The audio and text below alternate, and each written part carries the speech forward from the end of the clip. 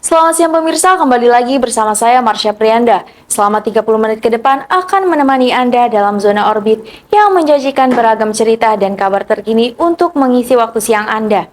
Mulai dari Timnas Indonesia U23 yang memulai latihan perdana sebagai persiapan menuju Piala AFF U23 2025, hingga serunya event semasa piknik di lapangan Banteng yang menjadi destinasi kuliner dan rekreasi favorit warga Jakarta. Semua kami rangkum lengkap untuk Anda dalam zona orbit siang ini.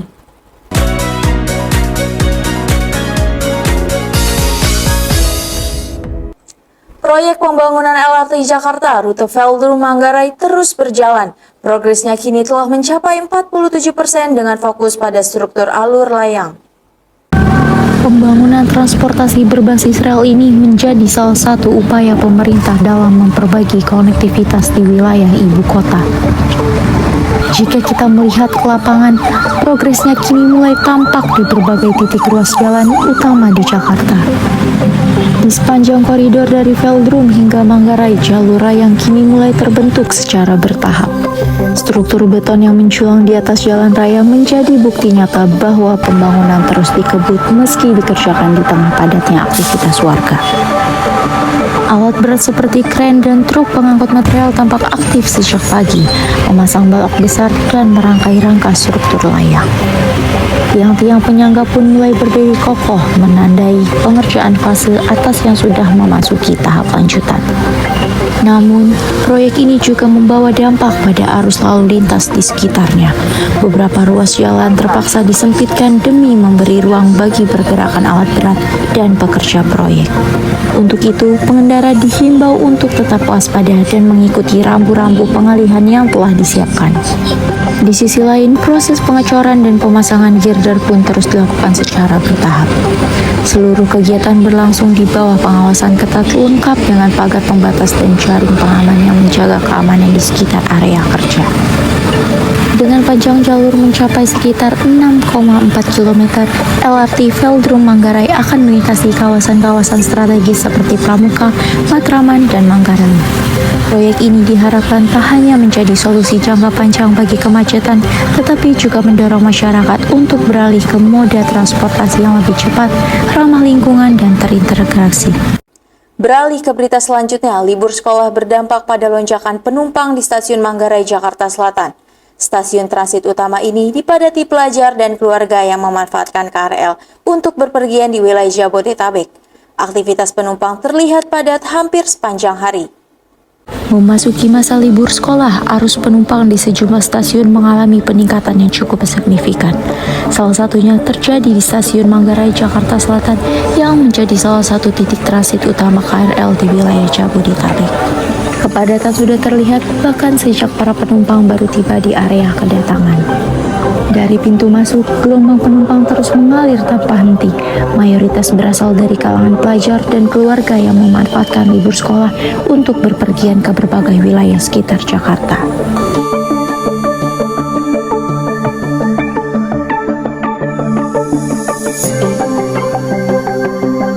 Penumpang berjalan dari berbagai arah, ada yang mencari jalur transit, ada pula yang menunggu waktu keberangkatan berikutnya. Lalu lintas manusia yang padat ini membuat petugas stasiun harus bekerja ekstra.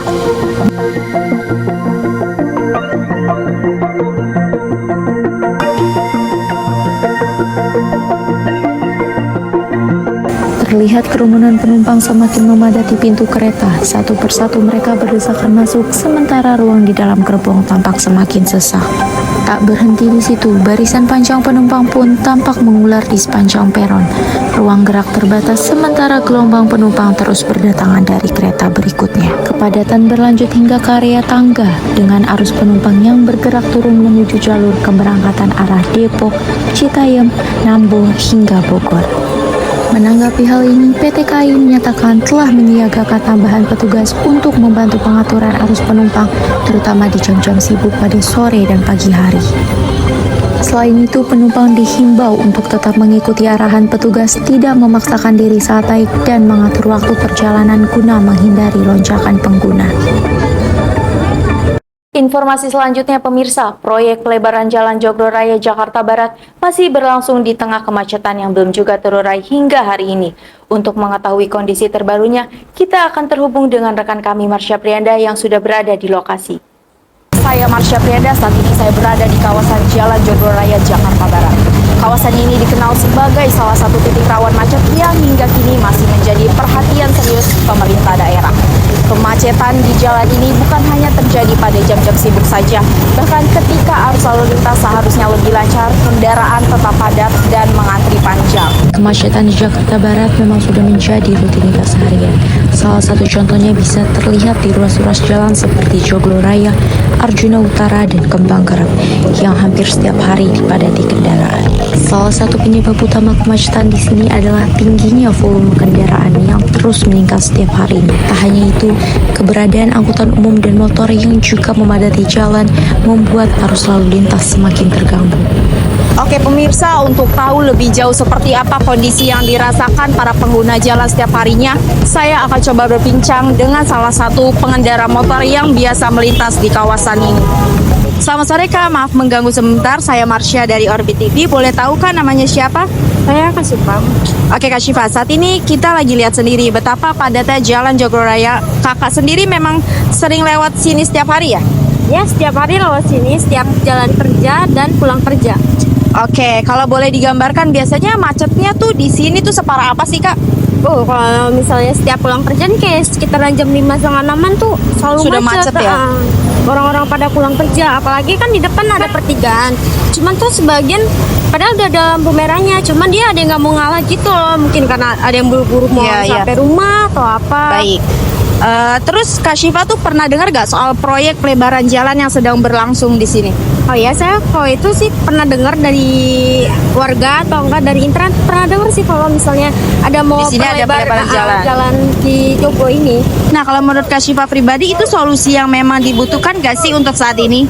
Ya bagus sih itu buat kita, buat memperbesar jalanan juga, dan juga kalau misalnya mau perlebar jalanan jangan ngeganggu buat warga sekitar sini. Di sini kan juga banyak yang ada tempat-tempat ruko gitu, banyak sekali. Jangan sampai kena gusur gitu ya? Jangan. Oke, baik. Terima kasih Kak Syifa atas waktunya. Sama-sama. Dari kondisi ini muncul pertanyaan, apakah pelebaran jalan menjadi salah satunya solusi? Tentu saja tidak.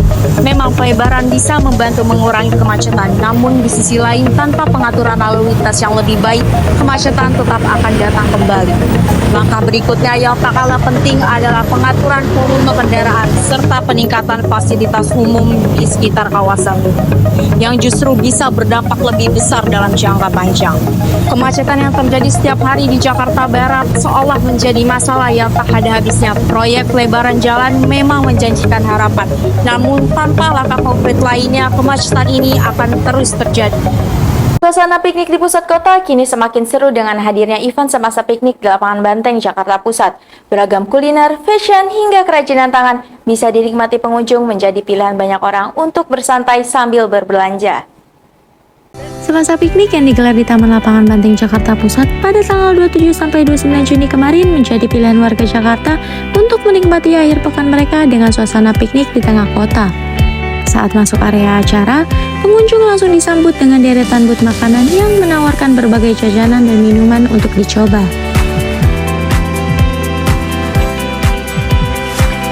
Sambil jalan, pengunjung bisa menemukan banyak pilihan, mulai dari aksesoris, kerajinan tangan, sampai parfum dengan berbagai aroma yang bisa dicoba langsung di tempat. Gak cuma itu aja, ada juga tumbler dengan desain yang lucu-lucu dan beberapa pilihan baju casual untuk dipakai sehari-hari. Nah, ini dia area food market yang menjadi salah satu titik paling ramai dalam gelaran semasa piknik di Taman Lapangan Banteng. Pengunjung datang silih berganti memenuhi sepanjang area kuliner yang dipadati tenan makanan dan minuman. Aroma masakan pun langsung tercium begitu memasuki kawasan ini. Kemudian, setelah mendapatkan makanan yang diinginkan, pengunjung biasanya mencari tempat duduk yang nyaman. Ada yang memilih duduk di bangku taman yang tersedia, ada juga yang lebih suka duduk di pinggir kolam atau menggelar tikar di bawah pohon yang rindang.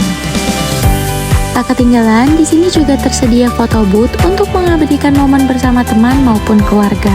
Sementara itu, anak-anak juga dapat bermain dengan leluasa di area playground yang telah disediakan. Di area luar, banyak juga pengunjung yang masih menyempatkan diri untuk membeli jajanan kaki lima yang berjejer di sekitar area taman. Akhir pekan menjadi waktu yang tepat untuk menikmati kuliner bersama orang terdekat. Di Jakarta Barat, kawasan CNI kini menjadi tujuan warga karena banyak pilihan makanan dengan harga terjangkau. Kita ikuti laporan rekan kami, Marsha Prianda, yang sudah berada di lokasi. Saya Marsha Prianda dan saat ini saya berada di kawasan CNI Jakarta Barat, sebuah tempat yang belakangan ini makin ramai dikunjungi karena menawarkan berbagai pilihan makanan dalam satu lokasi. Mulai dari jajanan kekinian sampai makanan berat, semua ada di sini. Penasaran kayak apa suasananya? Yuk ikuti saya keliling. Nah, begitu masuk, suasana meriah langsung terasa. Pengunjung datang silih berganti, baik yang sekedar mampir maupun yang memang niat jajan bareng teman dan keluarga. Pilihan makanannya pun beragam, dari yang ringan sampai yang berat, dari yang lokal sampai yang kekinian. Pokoknya tempat ini cocok banget nih buat siapa aja yang pengen makan enak tanpa harus berpindah-pindah tempat lagi.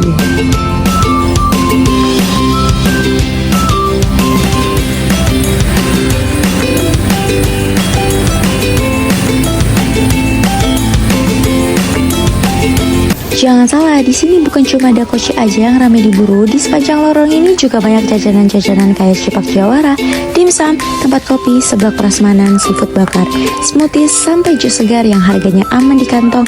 Rasanya juga juara, makanya nggak heran tempat ini jadi favorit anak muda. Dengan banyaknya pilihan dan suasana yang seru kayak gini, nggak heran kalau pengunjungnya selalu ramai di setiap hari. Dan biar nggak cuma saya yang cerita, sekarang kita dengerin langsung pendapat dari salah satu pengunjung yang lagi asyik jajan juga nih. Halo Kak, maaf ganggu sebentar. Saya Marsha dari BTV. Kalau boleh tahu, Kakak sering ya ke CNI? Kalau saya sendiri sih udah sering ya ke sini, apalagi saya penduduk rumahnya deket sini juga, kira-kira seminggu sekali lah ke sini. Jajan ke sini ya. Nah, biasanya Kakak tuh suka jajan apa sih di sini? Saya tuh sukanya ini kerang mercon tuh yang di situ abangnya. Tuh enak tuh. Wah, jadi udah kayak tempat jajanan langganan ya? Iya, bener banget. Karena murah, enak, sama rame, terus tempatnya komplit kali ya Kakak milih jajan tuh di sini terus. Iya, jadi kan kita nggak bosen gitu ya kalau main ke sini, Karena makanannya beragam. datangnya itu aja, gitu belinya itu lagi. Terus di sini juga kita bisa milih itu tuh kalau kakak keliling lagi sampai ke sana tuh macam-macam. Banyak ya? Iya. Oke, terima kasih ya waktunya. Nah, kalau kalian udah puas keliling dan nyemil jajanan, tenang aja, masih banyak pilihan menu makanan buat isi perut kalian supaya lebih kenyang. Di sana ini juga ada makanan berat kayak ayam penyet, ikan goreng, mie ayam, sampai lauk khas Sunda, semuanya disajikan prasmanan. Kalian tinggal pilih, ambil, terus santap, gampang deh dan langsung bisa dinikmatin. Nah, abis makan masih ada yang seru-seru juga nih, ada nail art, stand aksesoris, sampai perintilan HP yang lucu-lucu. Jadi nggak cuma kenyang, tapi juga kalian betah keliling di sana. Jadi buat Anda yang masih bingung mau kemana akhir pekan ini, mungkin CNI bisa jadi salah satu pilihannya. Tempat ini bukan cuma nyaman, tapi juga punya pilihan makanan yang lengkap dan harganya bersahabat. Mulai dari jajanan ringan yang kekinian banget, sampai makanan berat yang cocok buat isi perut setelah seharian keliling. Dan serunya lagi, semua bisa Anda nikmati dalam satu area yang ramai tapi tetap asyik. Pokoknya tempat ini cocok banget buat kumpul bareng keluarga, sahabat, atau sekedar santai sendiri. Pemirsa, Portugal kembali meraih gelar juara UEFA Nation League untuk kedua kalinya setelah menaklukkan Spanyol di partai final. Cristiano Ronaldo turut tampil membawa kemenangan dramatis bagi timnya di Allianz Arena Munich. Portugal kembali menorehkan sejarah di kancah sepak bola Eropa. Setelah melalui perjalanan panjang yang menegangkan, tim berjuluk Seleção das Quinas ini akhirnya berhasil meraih gelar juara UEFA Nation League untuk kedua kalinya. Kemenangan ini terasa semakin spesial karena diraih dalam laga final yang mempertemukan dua raksasa Eropa. Portugal menghadapi Spanyol di Allianz Arena Munich. Laga penuh tensi ini berlangsung dramatis, memperlihatkan determinasi dan mental juara dari kedua tim. Cristiano Ronaldo yang kembali dipercaya memimpin rekan-rekannya di atas lapangan tampil impresif sepanjang pertandingan. Ia tak hanya menjadi inspirasi bagi tim, tetapi juga menunjukkan bahwa pengalamannya masih sangat berpengaruh dalam permainan. Satu persatu pemain Portugal naik ke podium kehormatan untuk menerima medali kemenangan. Sorak-sorai supporter pun menggema memenuhi stadion, mengiringi momen ketika trofi bergengsi itu diangkat tinggi ke udara. Dan saat Ronaldo mengangkat trofi kemenangan, suasana pun pecah. Portugal resmi menjadi juara UEFA Nations League edisi 2024-2025.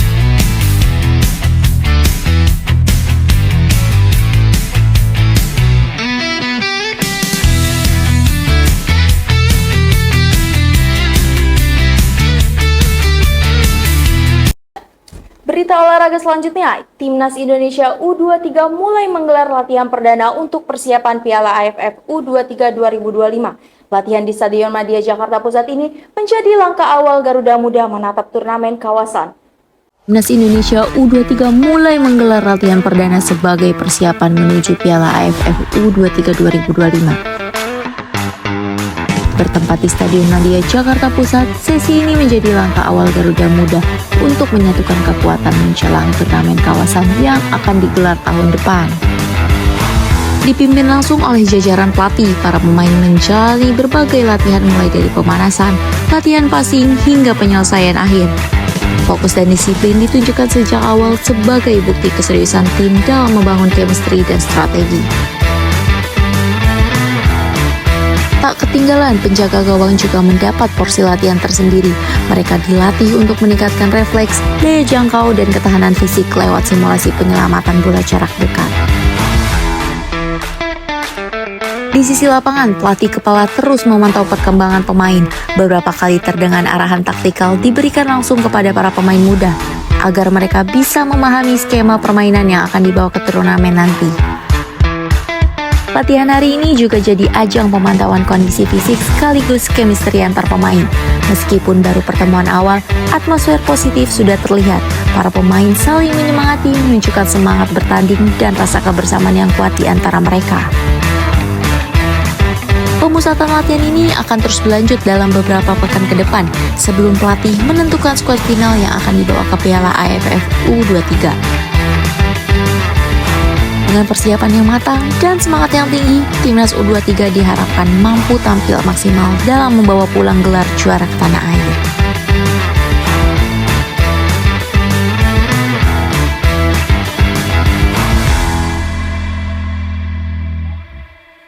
Demikian rangkaian berita siang hari ini yang dapat kami sajikan untuk Anda. Tetap bersama kami setiap harinya hanya di seputar Zona Orbit. Saya Marsha Prianda, pamit undur diri, sampai jumpa dan salam Zona Orbit.